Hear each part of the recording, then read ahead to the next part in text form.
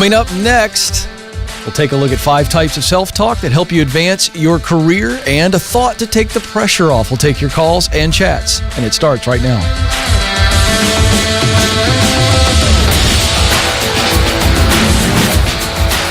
Coming to you live from Ramsey Studios in Nashville. You're joining a conversation about who you are, what you were created to do, where you want to do it, and how you can get there. It's all about you. And we're going to take a little bit deeper dive on that thought later in the program. But I want you to know that you were created to contribute through your work. And we're talking about working on purpose, meaningful work. We're talking about going beyond success and satisfaction, but to significance. And success and satisfaction come with the pursuit of significance. You have the answers. I promise you, we're going to walk you through, depending on where you are, the 7 stages to truly living the dream, making a difference in your work, meaningful work. They are: get clear, get qualified, get connected, get started, get promoted, get the dream job, give yourself away. You can see get, give. And so we want you to know where you are in those 7 stages and know what it takes to move out of one stage into the next. So let's get after it, shall we? 844-747-2577 is the number to jump in. You can also fire your question away in the chat room. We'll get to those a little bit later. 844-747-2577. Forbes has got a great article that I wanted to share with you. 5 types of self-talk that will help you excel in your career. Brian Robinson wrote this. Really good stuff. We're going to move through these. Self-distancing is the first type of self-talk. Now, research shows that when we talk to ourselves, and we all do, so don't act like you don't talk to yourself. Now, whether it be outwardly, and you're at the stop sign and you're in the car, having a conversation, everybody's like, wow, is that person on the phone? Which, by the way, cell phones have really taken the pressure off of getting outed as a person who talks to themselves vociferously, right? But the reality is we all talk to ourselves, internally or externally. And so when we refer to ourselves as our name versus using a pronoun, so if I'm talking to myself and I say, I blew that right there, versus saying, Ken, you dropped the ball.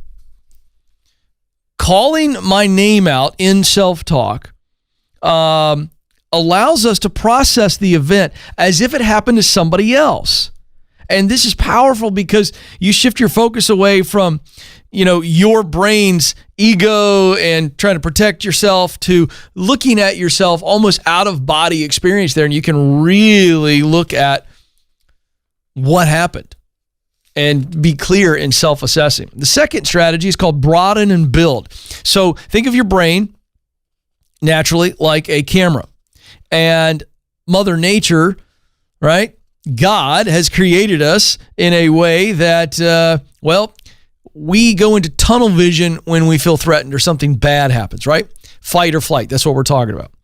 And when we can self-talk through a wide lens and stop focusing on, I've got to survive, I've got to protect, and I look at the big picture and I widen the lens, then my brain can see a range of possibilities, solutions, and choices. The third is self-affirmation. Saturday Night Live made big fun of this. For you youngsters, you can go look up Stuart Smalley in the Daily Affirmations and talking to yourself that way. And it's become kind of a joke. But the reality is the idea of saying positive things to yourself and affirming the good about you or what you have done is a wonderful, wonderful technique for snapping back from something negative. The fourth, relationships with your different aspects. So the idea here is that when you're in a negative emotional state, let's just take worry, anger, or frustration.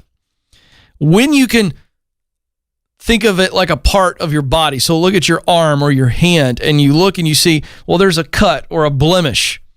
And then you go, where did that come from? I do yard work all the time. And then routinely I'll come back in and I'll have cuts or bruises on my hand and I didn't realize at the time. And when I see a cut or an abrasion or a blemish or something, and I look at it as a part of my body, I go, if I don't know where that came from, I want to investigate where that came from. I mean, I go, what happened there? right? And so that's the idea when something negative happens in your career or something in the office. Can you just look at it almost separately? And then finally, self-compassion. We talked about positive self-talk, but what about the idea of compassion towards yourself and forgiving yourself? Research shows they studied over 100 college students, Joe.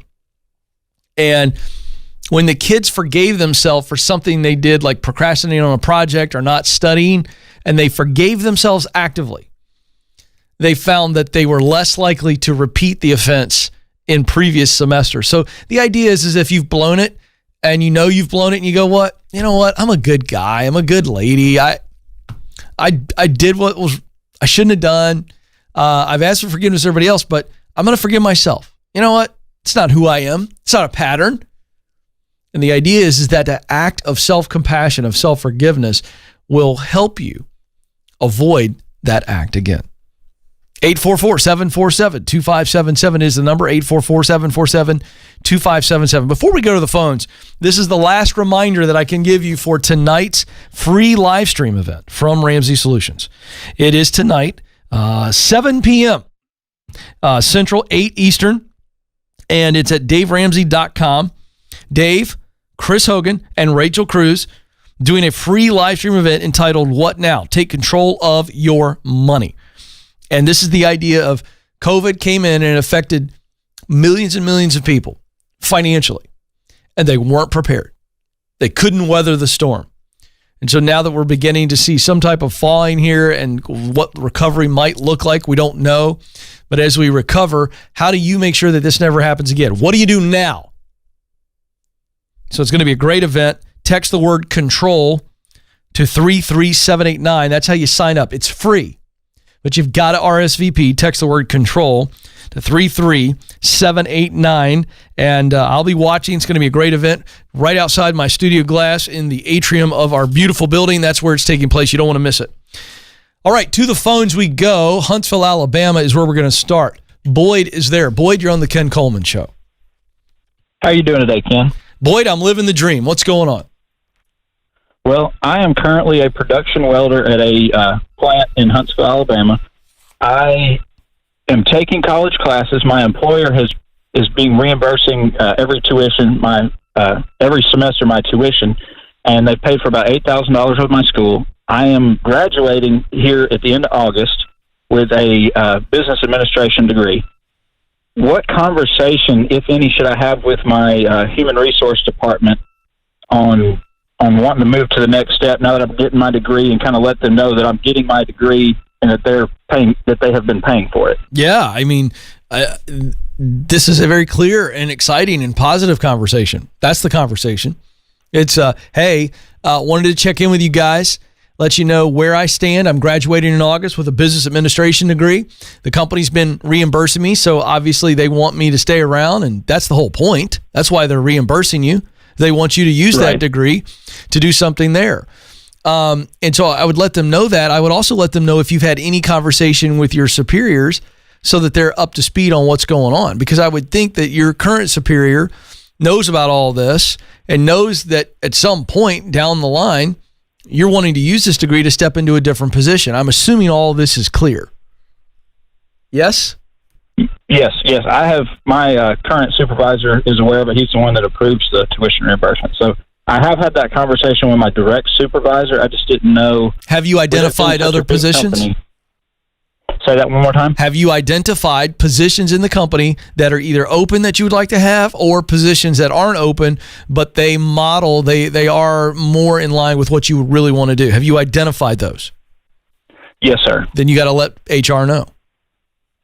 Because I don't know what the process is, and I think you have to ask the same thing. So what's the process? Does your direct superior need to contact the hiring manager or the person in charge of those positions and say, hey, let me tell you about my guy Boyd. Company loves Boyd. We've been paying his tuition. He's about ready to graduate in August. We want to start the process of raising his hand. I mean, what's the process? You need to find out from HR. And so that they A, approve, B, hopefully they accelerate, and tell you what to do next. But yeah, that's all you need to do. All right. You know, well, thank you for your help. Let me ask you this. I'm just curious. Are any of those positions available that you want? Yes, one has come open last week, and I have applied for it. And I was kind of wanting to know what to do next, other than just being another name on the application list. Okay, I'm so glad I asked. Boyd, like, let's step up our game, man. Like, you're talking, you got to get your superior. If you haven't already done this is what I would do. I would have your superior write a recommendation letter for you to that other person, and it's a big company. So I want your boss going to that new potential boss and going, hey, Boyd threw his hat in the ring. This dude's a rock star. We've invested in Boyd. Obviously, he deserves a shot at an interview, but here's my full recommendation. And anybody else on your team or any other leaders that you've worked with who can endorse you. Yes. I mean, today. If that hasn't happened, that needs to happen today. And HR as well. Let them know that your hat's in the ring there. 844-747-2577. Let's go to Philadelphia now. Shaun is there. Shaun, you're on the Ken Coleman Show. Hey, Ken, how are you? Shaun, I'm living the dream. What's up? So I am student teaching, knock on wood, in Houston this coming fall. And I just wanted to see if I could get some tips and advice for meeting people, because it's a district that I may want to teach in once I finish student teaching, and just wanted to see how I can show that I want to be there long term. Well, so you do that a couple ways. Number one, you want to tell everybody on staff that, right? So you're going to actually be in that school. There's a specific school that is in a school system, right? A county or something like that. And so in that particular school, you go, hey, I like this school. I like this school system. My goal is to crush it and work here. So you let the principal know, the vice principal, whoever you come in contact with, without being obnoxious. You know, you get in there a month or two and do a really good job, start getting some compliments, and then that's where the audacity to just drop it in some normal one-on-one conversations. Hey, I really love it here. I'd like to stay here. So you do that with everybody there. Then I want you to make a list of all of the schools in that district. Okay? So whether that be elementary, middle, high school, and again, you can cancel out any school that you don't want to teach at, you know, if you or level, if you will. But there's a certain amount of schools, elementary, middle, and high school in that entire district. And the reason I want you to make a list of the schools is because it's going to force your brain to start to focus on, well, how can I make connections at those schools too? See, you're in. So it's a whole different ballgame if you're in the system, and you are. And so then I would go to your current school and go, hey, do you know anybody that works at these schools? Whatever the list is that you desire to kind of make some connections with. And it's a good old-fashioned proximity principle. Yeah, I know somebody over there. Yeah, I know somebody over there. And hey, will you connect me? I'd like to take them to coffee. I'd like to do lunch. Whatever. And that's how you start making those connections. And your focus is twofold. Killing it in the classroom, doing a great job with the students and the parents and administration. And then you are making lots of connections at other schools so that they go, man, Shaun's a rock star. And Shaun's a great young man. Love to have him. Let's see if we can poach him. And so you create opportunities for yourself. The idea here is we want multiple schools going, hey, Shaun, come on over here, man. You know, that's what you want. Sweet. Thank you very much. That's all very helpful. Yeah, man. Go for it. You got this. 844-747-2577. Coming up in a few minutes. One thought that's going to take the pressure off. I really believe. Let's just acknowledge something. Wanting and acting in a way to live and work on purpose has got some self-induced pressure. It's just normal. I get it. I mean, I put so much pressure on myself even now. I mean, and this thought that I have to remind myself of daily, sometimes multiple times in a day, I'm going to share with you. And you know what it does? Releases the pressure. I'm so excited to share this. And Joe and Madison, I mean, they work with me very, very closely. Anybody that works closely, they've seen this. They've seen this. And I think it's going to set you free. So that's coming up. But let's go to the chat room. Silly Sabs. Oh, that's a fun one. Says, Ken, I'm wanting to start a nonprofit. but I have no idea where to start. Also, I want to fund it using a t-shirt business that I want to start as well. How do I get started? Whoa. Okay, silly saps. Love your heart. So glad you texted in. This might be a phone call. This might be a phone call if I don't truly get all this, because there's so much in this question. But let's take a quick stab. All right. So you have no idea where to start with the nonprofit, but I think you actually do. So let me simplify it. I want you to just start helping the people that this nonprofit is going to help. So this is assuming that you know the type of nonprofit, meaning you know who you want to help. Who are the people you want to help? The challenge, the need, the want that those people have, and the solution to those problems or needs. Now, you've already formulated this, is my guess.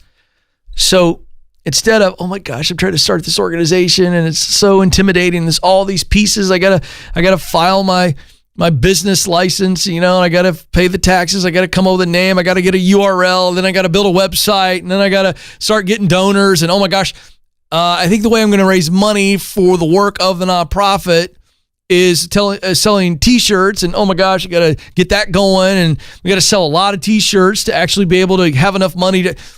That's what's going on right now. That's what you're feeling. And that's natural. Stop all of that.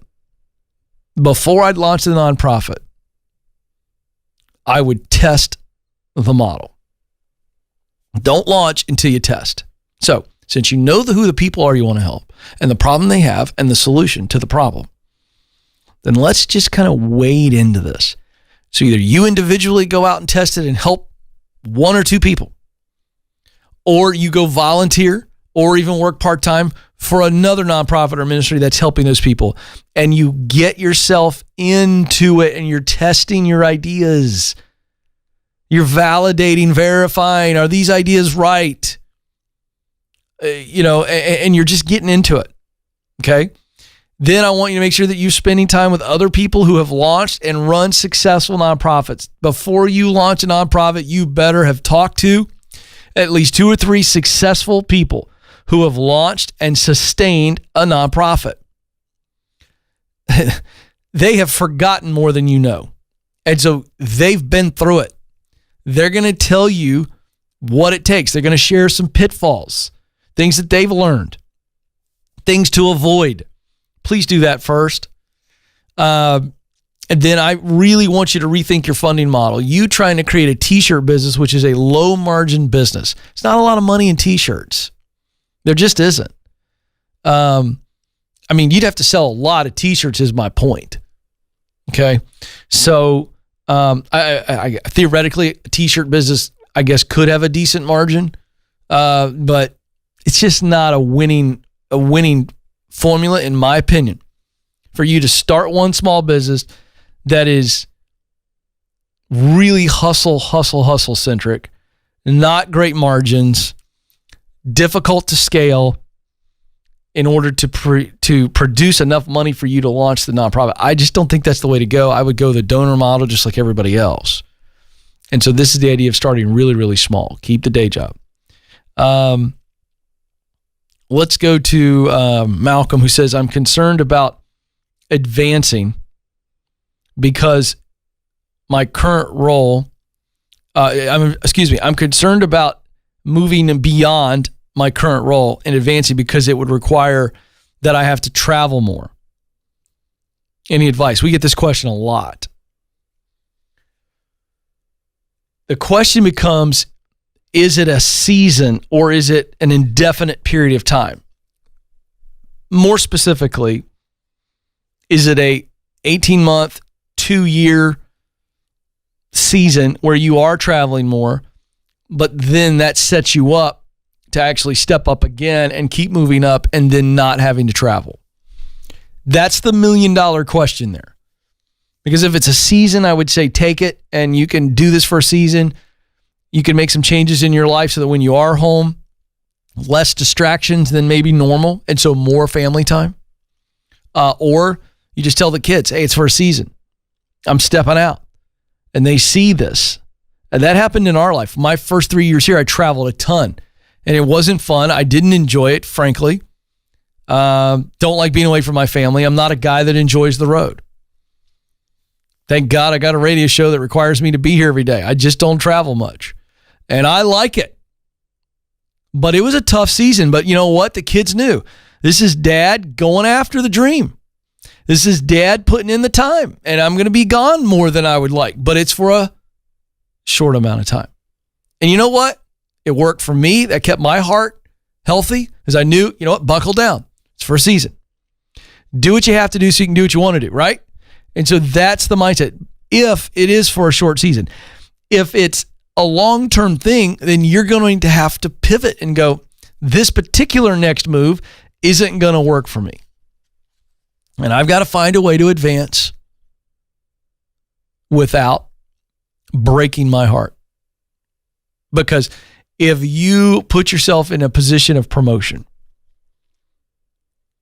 and your heart is sick, it's going to get sicker. And you are not going to be successful long-term. And you will regret it. So choose family. But that means you're going to have to go a different route. And you just have to understand, what's my priority here? And so I think you know what your priority is. And so you're going to have to act based on that. But for a short amount of time, you can put up with it and so can your kids. 844-747-2577, 844-747-2577. Our Get Hired digital course is now live. It's out there. KenColeman.com. 11-part video series. This is based on the very successful Get Hired digital event. And now we've turned it into a course. And so this is perfect for anybody who wants to get the short-term job. I just need to get hired, Ken. I lost my job in COVID. Or I'm miserable and I just need to replace my miserable day job with something less miserable or at least, enjoyable while I figure out what my dream job is. Or you want to step into the dream job and you're looking for that entry level or advancing to keep moving up closer and closer. If you want to get the job and beat the competition, because that's what this is, you need this Get Hired digital course. Whether you're an 18-year-old or 58, it's $20 right now, introductory price. It's going to go up. But right now you can get it for $20 at KenColeman.com. KenColeman.com. Get the Get Hired course. It's me teaching. Got a workbook for you to follow along and create action items, and we're going to walk you through all of that. Go get it, KenColeman.com. I got to read this email real quick, and then we're going to get to the one thought that'll take all the pressure off on your pursuit of your purpose. This is from Doris. She said, Ken, we talked on the show in May, and I told you that I really didn't want to work, but I have to. I'm a college professor, and I just didn't want to go back to school in the fall. You shifted my mindset to the idea of working towards a financial goal and not looking at the job as personal fulfillment. And I got that. Well, on Wednesday, June 3rd, I received an email blast from an organization looking for a new part-time employee. And I had never visited their store, but I attended a presentation last fall. They interviewed me 2 days later via Skype. And on Monday, I began my new job. And I am thrilled. This is the perfect job for me, and I hope it will grow into more than part-time. Really fun. So she's not going to go back. See, I don't like to mention company names because you just never know these days. But it's a bird company. And it's a store. And she says in this email, I'm a passionate birder. B-I-R-D-E-R. I didn't know that was a thing. Joe, are you a part-time birder? You strike me as a guy who goes and observes birds every once in a while. No, you have got me all wrong. Oh, I really need to get to know you better. All right. I just thought the idea of seeing if you might be a birder is fun so that I can say, hey, Joe's a birder. I've never heard that before. Have you guys ever heard that before? Well, yeah. You have? Yeah. Are you making that up? No. Madison, have you heard of this? Absolutely not. Yeah. But I'm not a 50-year-old man, so. Oh, boy. There it is again. Hello. Folks, we have got a real HR issue on our hands behind the glass. Madison is struggling with ageism, and she judges poor Joe, and Joe just keeps taking it. But we're working on it. I do like chicken, though. Oh, that's a little insensitive. For all of the birders out there, Joe, you have made them all angry. But anyway, I like this. The reason I'm having fun with this for Doris is this is what she's passionate about. And she's working in a bird store. And she's a part-time birder. I love that. Who knew? I love it. So fun. All right. Here's a quick thought. Because again, I talked about this earlier. For those of you right now who are feeling immense pressure because you've got an inkling of a dream or you've got this really clear-cut dream and it's natural to put pressure on yourself. Maybe you're feeling pressure from other people because you said, I've spent this money and I'm going after the dream. Okay. Now, this is who I'm talking to. I'm not talking to somebody who's miserable in their job. I'm talking to somebody who's got a clear vision. Now, it could be both, but this is about the big dream, and your heart's on fire. And there's a lot of pressure here because you go, golly, I've got to get qualified, and this is going to take me X amount of months or years and this amount of money, and it's going to take so much time, and oh my gosh, this is a huge investment. I'm feeling all this pressure. Or you're in the middle of that journey. Or you've started, you're in stage 4, get started, and you're in that entry level, and you're feeling this pressure to perform and move up. Here's the thought, to take all of the pressure off. It's not about you. Now, the show is about you, but your work in purpose, working on purpose is not about you. Here's what I mean. It's not about validation, what others think about you, what others say about you, what others recognize about you. How many people know who you are? How many people follow you on Instagram? It's not about validation. It's about contribution. So what I mean here is that you stepping into that God-given role that you were created to fill. It's not about you. It's about the people that you will produce results for. All work has a result attached to it. If you're somebody who codes right now and you go, I don't get it. Well, wait a second. Any developer that has coded one line for anything that I do that has had an impact of anybody else, they get as much impact as I do. Because I can't platform and produce all this stuff. I can't do it by myself. I can't code. So the idea here is that it's not about you. Relax. Because if you are getting distracted by validation and success, your eyes are focused on you, not them, the people that you were created to bless. So it's not about success, the amount of eyeballs that I get, the amount of clicks I get, the amount of money I make. It is about significance. It is about the results of the work. So elementary school teacher, it's not about income, it's about impact. That's the difference. And when you can keep that focus and realize that it is not about me, it's about them. Here's what happens. Your perspective gets right-sized, and everything else that's distracting you, the delays, the disappointments, the doubt, become secondary. No, I know what I'm doing. I know why I'm doing it. I know who I'm doing it for. It's about them. I can't quit. I can't get discouraged. I have to do this on a daily basis. Big plans, folks. Big dreams right now. Stuff we're cooking up to help as many people as possible. I've got limited time. I'm going to be 46. I hope I have 30 more years doing this right here. I want to get stuff done, but I don't know if I've got tomorrow. I want to impact as many people as I possibly can. And as a result, sometimes I get focused on the success, the measurements, the impact of numbers and all that stuff, as opposed to, wait a second. In just a moment, I'm going to pick up a phone call from Joseph in Orlando. And it's not about how many books I sell. It's not about how many people follow me on Instagram. It's about helping Joseph.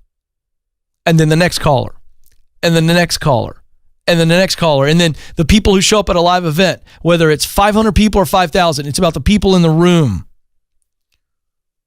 It's about the reader. Not how many books I sell. It's about the reader. The people who do buy the book, who do read it. See, that shift, it's not about me and my success and all the numbers. It's about influence and impact.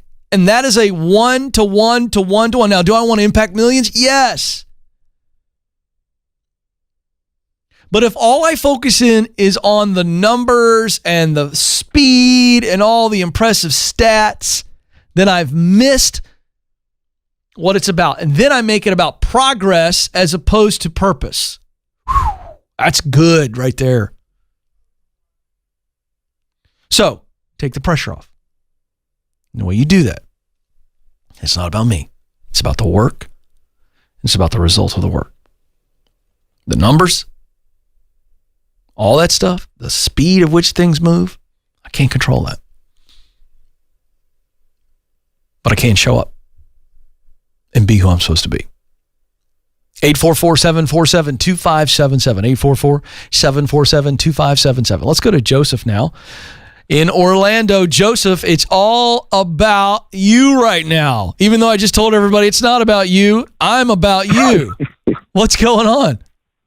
Good morning. I hope you're having a blessed year so far. Man, I'm I tell calling you, in. life is good. I'm calling in because I'm trying to explain my 3-year gap on my resume. Okay. I've been getting calls back from people, and I even have great interviews over the phone. The thing is, I think when they see the gap, and I explained to some of them that I felt ill, that it takes them back a little because I was ill for 2 years. So I just started last year because I got the clip from the doctor. I just started looking for a job again. Okay. So I think that 3-year gap is what's hurting me. And how are you reflecting the gap in the resume? Are you presenting a resume that has like a chronological order of every job you've ever had? Yes, from oldest to the youngest. So, and when it comes to the last job I had, instead of putting the date there, I just leave it blank. Yeah. So that's part of the problem is you're drawing attention to the gap. Okay. As opposed to focusing on what you can do to help them win. Do you see the difference? See, at the end of the day, the employer wants to assess, can Joseph help me win? That's what they're wondering. If I get Joseph in here, can Joseph do the job I need him to do, which helps me and the team and the organization win? That's all they care about. At the end of the day. Now, if they start focusing on concerns like, ooh, Joseph's had a lot of health problems, and if I hire Joseph and he goes down physically again, that puts me in a tough spot. So what do? They move on to somebody else. Do you see the difference?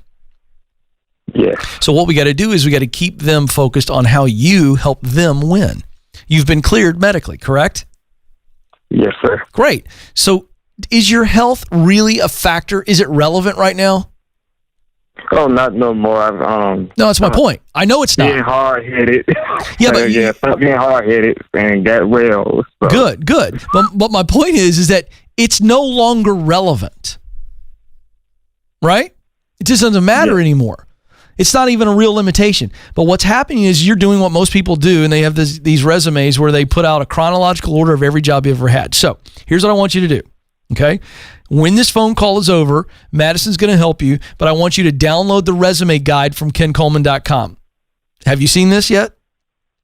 Yes, that's actually what helped me last year get the phone calls. I started getting there was a lot of phone calls coming in. And they'll do the interview, and I only have one HR person call me back and said the 2-year to 3-year gap was an issue, even though she enjoyed the interview and would love but here's the deal. But Joseph, listen, you didn't do it exactly the way I tell you. I've got a template now. So I don't know if you've seen it since we've added the resume template where you plug your information in and it populates the resume for you. Have you done that? Not that one. Okay, yet, you though. got to go get here's why. Even in the resume guide, before we had a template, I never told you to put in a chronological order of all your work. All that I recommend is that you put relevant work in there. Okay? And here's why. It actually helps you, at least I believe it gives you the edge. When they go, well, you're saying all I put in is relevant job experience. I've been working for how many years? How many years you been working, Joseph? Going on 10. Okay, so my point is, do you really need to put in every job you've had in 10 years, or do you need to just put in the relevant job experience? Put in the relevant. Right, so that's what I teach. So if they start asking questions, you go, well, I didn't put in every job I've had. I listen to the Ken Coleman Show, and this is a resume guide that he has. It's worked for hundreds of thousands of people, and it's just my relevant experience because you just want to know what I've done that makes me qualified to do this. Do you see how that changes the entire conversation? Yes, sir. Now, let me just address something. If they say, well, we would prefer to have your entire job history, well, then that's when you've got to give them the entire job history. But you don't have to give it to them right out of the gate. Do the resume exactly the way that the template forces you to do it. Okay, that's going to change a lot. Now, it's also going to require that you really, really, really use your web of connections and use that proximity principle. It says in order to do what Joseph wants to do, he's got to be around people that are doing it and in places where it is happening. Here's why. When you make strong connections, Joseph, in the areas that you want to work, or with specific people who are doing something that you want to do, all of a sudden, it's no longer about Joseph's health and his 3-year gap. It's like, oh, I'm going to recommend Joseph because Joseph can do this. He's a rock star. He's a really nice dude.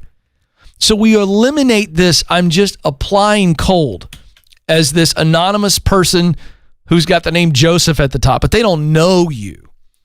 And the reason they don't know you is because you don't use your web of connections, and you're just applying and you're going through the phone interviews. It's going okay. And then we get to the gap and they go, oh boy, that makes me nervous. I'm going to drop you. That's what's happened. As opposed to going forward, Joseph, you have the right resume that doesn't have everything you've ever done and showing a gap. It shows relevant work experience, but it's got people at the top of the resume that are connections that are in those companies, or they're in the industry and they go, Joseph has done this before and he's really talented, really good guy. I think the world of him. I highly recommend him. And then you've got people that are recommending you and going, listen, I think you need to interview my pal, Joe. All right? That's what we want. Because then by the time you get into the interview situation, they've heard all these great things about you, and they're not just doing the basic, let's look at every job you've ever done. They go, oh, we've heard great things about Joseph. He's got all this great experience. And you go in and the health never comes up. But it is not fair that people will do that, but they will do it if you give them the evidence. Versus you're not hiding anything and there's nothing to hide. It's not relevant yet. Some people will get scared. So we focus on, can Joseph do the job? Does he have the talent? Yep. Does Joseph like this work? Yes, he does. Does Joseph really care about the work and the results? Yes, he does. Then Joseph is a great fit. He's got high character. He comes with great references and recommendations and endorsements. We're going to hire Joseph. That's how it works. All right. My time, unfortunately, is almost up. Don't forget, you can listen on your local radio station and on SiriusXM and wherever podcasts